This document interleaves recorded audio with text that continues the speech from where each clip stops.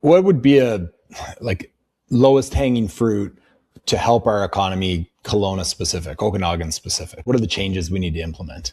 Yeah, I think there are changes that are local. There are changes that are macro. A couple minor things. We're obviously seeing just absolutely huge loss of confidence in land title, in the land base. So right now, for anyone or anything who's attempting to build a project on the land base in British Columbia, the combination of DRIPA, which is the Declaration for the Rights of Indigenous Peoples, as well as other issues, have just shaken confidence in land title and in private property rights. That's causing a real pullback in terms of investment in physically building things on the land base. And then at the same time, again, you have that low small business confidence, you have high tax rates. The government just expanded PST onto a whole range of small businesses. So that's creating conditions where the next generation of entrepreneurs and innovators don't feel like this is where they should start a company. So that's macro level. All those things certainly affect Kelowna. I would say one of the most obvious things that we have been pushing for a very long time to strengthen our economy locally is supporting our tourism sector. And, one very important, it's not the only issue, but it's a very important symbolic issue, is changing policies around short-term rental toward more of a made in Kelowna solution that fits with the actual needs of our marketplace in our tourism-driven economy, with among the highest vacancy rates in the province, if not the country. Yeah, and I mean, saying that, obviously June 1st is now, an exemption. I don't want to say like a full exemption, but we're moving in the right direction. Obviously, you were a big supporter of that vocally. So yeah, we appreciate what's happened. To me, like, honestly, it seems we're there June 1st, but I think it's a little too late. Like, the damage has been done. And a lot of that is in confidence too, right? But at least we're moving that direction. So yeah, hopefully we can continue to support like the tourism now that it's coming back slightly. Exactly, right. So, tourism is a function of a lot of different factors, right? Obviously, we've had over the last number of years, there was a bit of a recency bias around wildfires. There was, I think, a little bit of a message that was coming out of the provincial government about wildfire season that was months long. So don't come here because it's dangerous.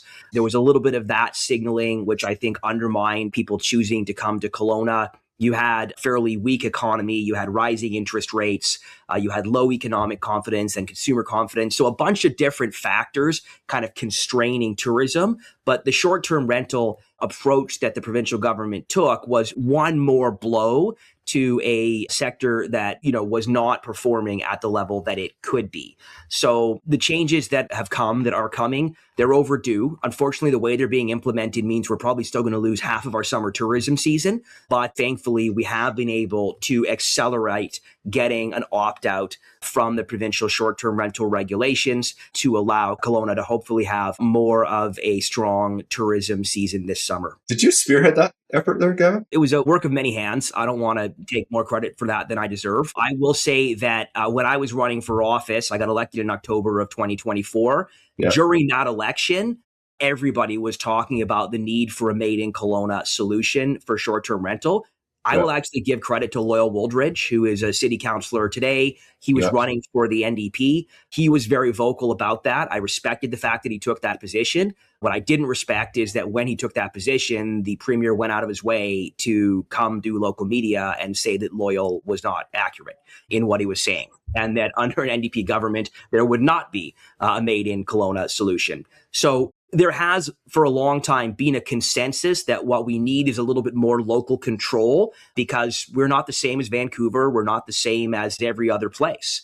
And again, we've had a lot of success in Kelowna under primarily municipal leadership in delivering on and exceeding housing targets to the point where we now have a very high vacancy rate.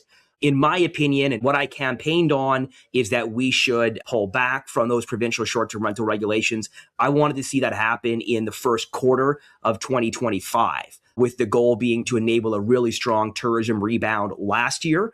Obviously, we didn't win the election. I didn't get what I wanted in that regard. In November and December of last year, I brought forward a bunch of different ways through amendments to legislation, through private members' bill, and through calling on the government to use what's called an order in council or a cabinet order. I called on the government to allow Kelowna to opt out of those short-term rental regulations early so that people could start bookings effective May 1st. Ultimately, they didn't do what I asked then either, but they did take the hint, and through, I think, very strong work by the city of Kelowna in collaborating on the technical side of things, they did get to the point where they have allowed Kelowna to opt out effective June 1st. Unfortunately, effective June 1st means that on June 1st, you can begin to go through the process. If you've already registered with the city and got your all that stuff figured out, you can begin to register with the province on June 1st. You can wait for them to process your registration. Once that's done, you can then get listed on a short-term rental platform. You'll typically see a 4 to 6 week, booking timeline. So if you're lucky, maybe you're getting some bookings starting in mid-July. So effectively, even in trying to give us a robust summer tourism season with short-term rental as part of the mix, the NDP government has actually managed to still undermine half of our tourism season, miss the Memorial Cup, some other major events, and unfortunately leave a lot of people that have been waiting a very long time, waiting even longer as they bleed financially, particularly in purpose-built short-term rental developments with, Aqua and other examples being the obvious ones. Is there specifics in the legislation? If our vacancy rate drops again, are we just all of a sudden back to being banned? Yeah, that's a really, really good question. And the short answer is no, but who knows? You touched earlier on the loss of confidence, and that's the real thing. So when this legislation was enacted, as far as I could tell, they didn't think through what happens when somebody meets the qualifications to opt out, because Kelowna effectively was the guinea pig who was attempting to opt out, and no process seems to have been constructed for them to do so. So they were literally having to kind of make up this process on the fly of how they would opt out. Thankfully, due to the leadership of the city of Kelowna, they are now establishing a practice that if other municipalities opt out, they will be able to opt out earlier in the year, not November 1st, so you don't miss that summer tourism season. That's a win, and that's a precedent set by the city of Kelowna that I think we could be proud of. But again, there was seemingly no plan for what actually happens when a city is ready to opt out. As it stands, once you've opted out, there is no automatic opt back in. The problem is the accumulation of different unpredictable changes to law and regulation around housing and other issues under this government, I think, has destabilized confidence. So even if you were thinking of investing in pre-sale, if you were thinking of investing in any kind of, real estate product, part of you is questioning, am I next?